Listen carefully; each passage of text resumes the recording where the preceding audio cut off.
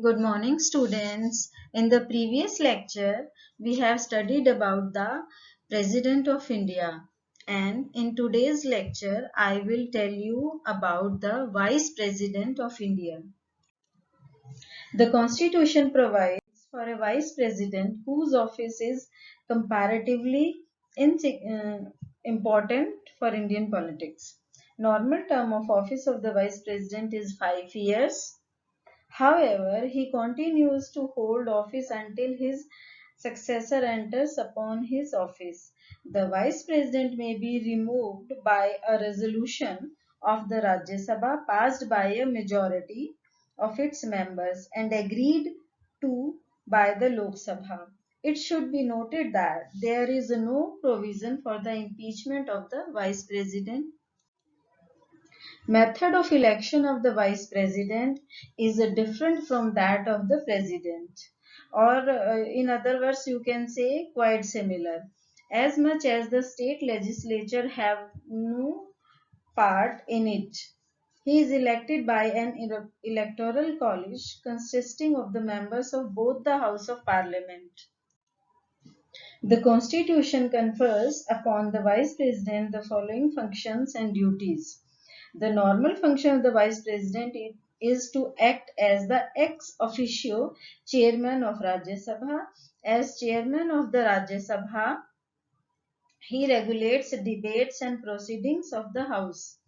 The Vice President will take over the office of the President normally under these situations: death of the President, resignation of the President, removal of the President, and when President, owing to absence, illness, or any other cause, is unable to discharge his function. In the event of the President's death, resignation, or removal, the Vice President acts as President until a new President is elected and enters upon his office. Venkaiah Naidu is the current Vice President of India. And now we will study about the Prime Minister and his Council of Ministers. The President of the is the nominal or constitutional head of the government, but the active head is the Prime Minister. He is the pivot on which the whole constitutional machinery turns. Jawaharlal Nehru described him as the linchpin of government. Some writers thought that the Prime Minister was a moon among the stars. In India, the Prime Minister enjoys a preeminent place in the government. The Council of Ministers cannot exist without the Prime Minister. The Council comes into existence only after the Prime Minister has taken the oath. As you know, Prime Minister is directly elected by the election process, and uh, after election, when all the MPs meet in the Lok Sabha, then President asks who which party secured maximum seats, and the head of the majority party is appointed as a prime minister by the president. This is the process to be a prime minister. After becoming a prime minister suggests to president about the council of ministers, and presidents appoints other ministers of council on the suggestion of prime minister. The prime minister is involved in all crucial decisions of the government and decides on the policies of the government.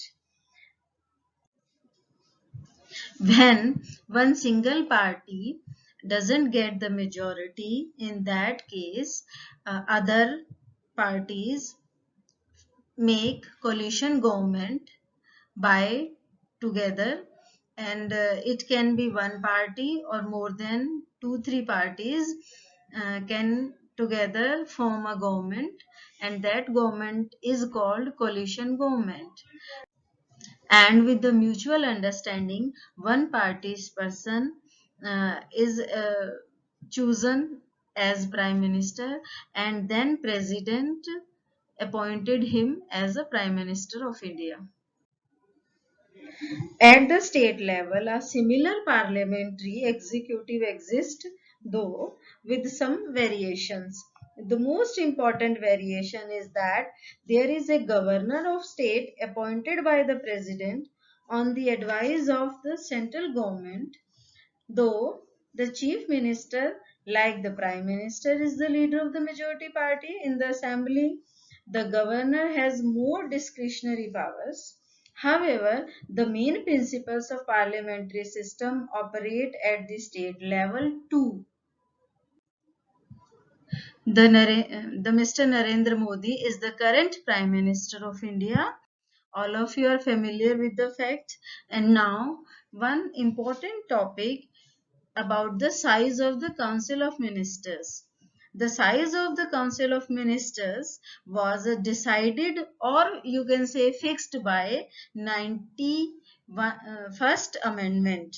Before that, Prime Minister makes many ministers as the Council of Ministers. So it was created some problem. So after this amendment, the size of the Council of Ministers was fixed, and the criteria for the number of ministers is the Council of Ministers shall not exceed 15% of total number of members of the House of the People or Assembly, you can say in the Lok Sabha, in the center government, and state assembly in the states.